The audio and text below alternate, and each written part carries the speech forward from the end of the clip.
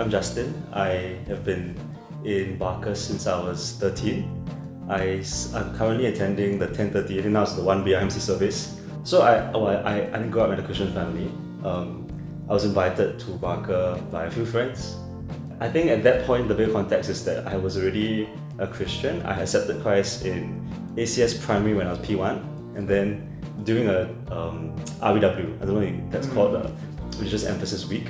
And then when I was P2, I went up again because I wasn't sure whether it was valid. So for about 5 years of my life, I accepted Christ, but I mean I prayed very simple, like childlike prayers, but I didn't go to church because my parents didn't go to church. So I only started going, I acted on it only when I was 13. So my first taste of serving ministry was when I was, I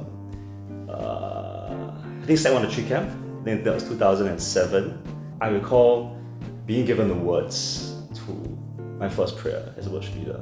Wow, I didn't know it as the Holy Spirit then, but being given the words to say in prayer, that was the first instance where I felt that when I step out to serve, He doesn't throw me out there alone. He will empower me to do what I obey or respond to do.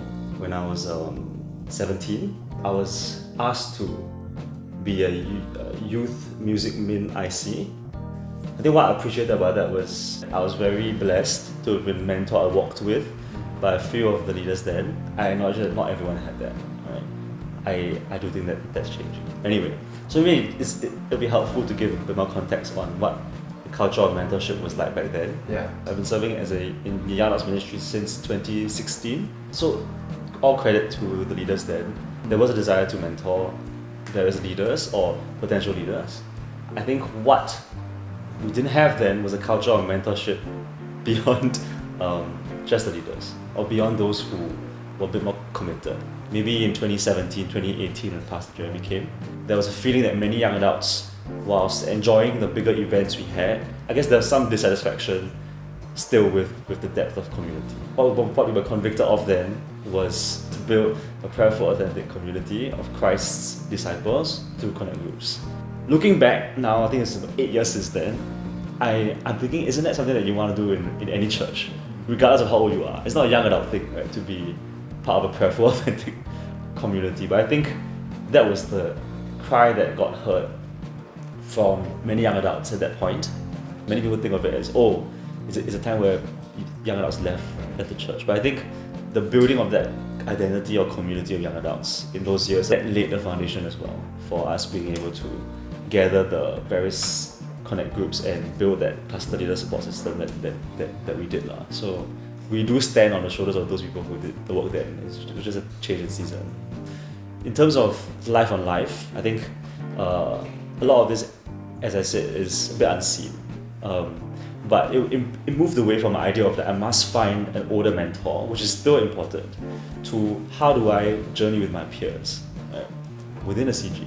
You don't need to go through formal requests or asking people, and not that's bad, but I think in creating the inter-year CGs, it naturally resulted in peer mentoring within groups that we don't always see. We don't have all the stats on either.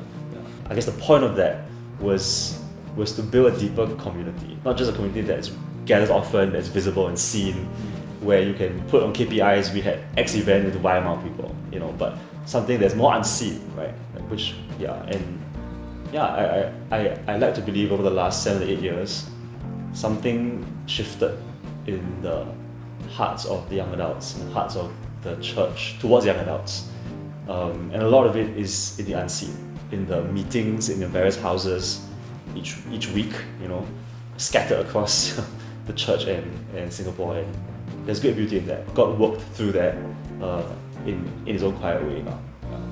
I guess hopes, or what I feel are potential challenges. I think the challenge is complacency, and the hope is that we will remain humble. My CG has been reading the book of Kings and Chronicles. It's not easy, but I think one thing we see is the cycle of sin, and how you can have a good king, or you can have a time where a generation obeys, and then multiple generations where we forget.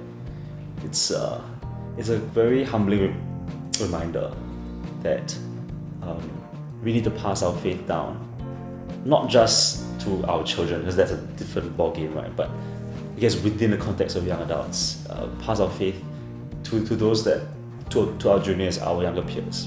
There was much talk of revival, I think in 2012.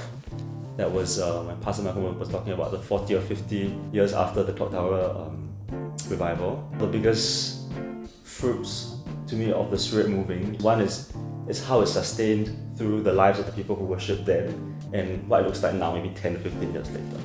I think many of the people whom I grew up with worshiping, I suppose the fruit of the songs that they sang are seen in how they still passionately serve today. And I think that to me is how the Spirit moved. I guess the word is He won our hearts at that age. And I hope that He still wins the hearts of those now. Yeah. Yeah.